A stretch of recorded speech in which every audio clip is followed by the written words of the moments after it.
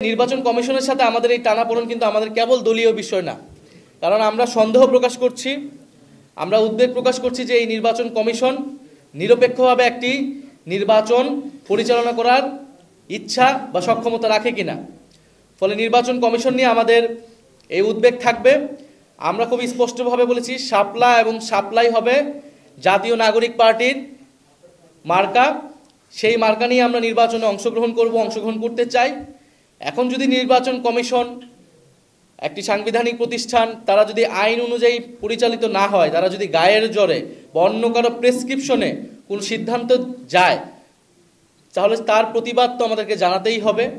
এবং আমাদেরকে যদি নির্বাচনে এইভাবে অংশগ্রহণ করা থেকে বিরত রাখার অপচেষ্টা করা হয়, তাহলে অবশ্যই আমাদেরকে রাজপথে আমাদের একমাত্র জায়গা হবে। কিন্তু আমরা এটা চাই না। আমরা চাই নির্বাচনে অংশগ্রহণ করতে। আমরা খুবই একটা সহজ কথা বলেছি যে আপনি আমাকে একটা আইনি ব্যাখ্যা দিবেন যে কেন আমি শাপলা পেতে পারবো না, সাংবিধানিক আইনি একটা ব্যাখ্যা দিবেন, আমি অন্য প্রতীক নিয়ে নিব। আর যদি আপনি ব্যাখ্যা দিতে না পারেন, তাহলে আপনাকে এই প্রতীকটা দিতে হবে। আপনি আমাকে কেন দিবেন না সেটা আপনাকে তো স্পষ্ট করতে হবে আমার কাছে এবং জাতির কাছে। কারণ আপনি একটি আইনি প্রতিষ্ঠান, সাংবিধানিক প্রতিষ্ঠান। আপনি আপনার ইচ্ছা অনুসারে, আপনার মনের খেয়াল খুশি হিসেবে বা অন্য কারো প্রেসক্রিপশনে কোনো সিদ্ধান্ত একটা নতুন রাজনৈতিক দলের উপর এইভাবে চাপিয়ে দিতে পারেন না। আরেকটি বিষয় আমি বলতে চাই, যেহেতু নির্বাচনও খুবই দ্রুত এবং আমরাও নির্বাচনের প্রস্তুতি নিচ্ছি, খুবই দ্রুতই আমাদের প্রার্থী তালিকা চূড়ান্ত হবে।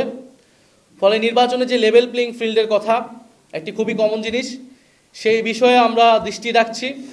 বিশেষত সরকারের জনপ্রশাসন মন্ত্রণালয় কিভাবে সিদ্ধান্ত নিচ্ছে, যেই জনপ্রশাসন কমিটি গঠিত হয়েছিল এই মন্ত্রণালয়কে একটা নজরদারি এবং সুষ্ঠুভাবে পরিচালনার জন্য, সেই কমিটি সঠিকভাবে কাজ করছে কিনা, কিভাবে এই নিয়োগগুলো হচ্ছে সেখানে কোনো পক্ষপাত হচ্ছে কিনা, মেধা ও যোগ্যতার ভিত্তিতে সেখানে নিয়োগ বা পদায়ন বা বদলিগুলো হচ্ছে কিনা, এই বিষয়ে আমাদের যথেষ্ট সন্দেহ তৈরি হচ্ছে।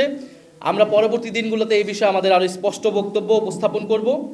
আরেকটি বিষয় আপনাদের কাছে বলতে চাই, কিছুক্ষণ আগেই আমরা দেখেছি বিএনপির স্থায়ী কমিটির সদস্য সালাউদ্দিন সাহেব, উনি গতকালকের ঘটনায় জুলাই যোদ্ধা যারা গতকালকে আহত হয়েছে, তাদেরকে ফ্যাসিস্ট আওয়ামী লীগের অনুসারী হিসেবে তাদেরকে আখ্যা দিয়েছেন। আমরা তীব্র নিন্দা এবং প্রতিবাদ জানাচ্ছি।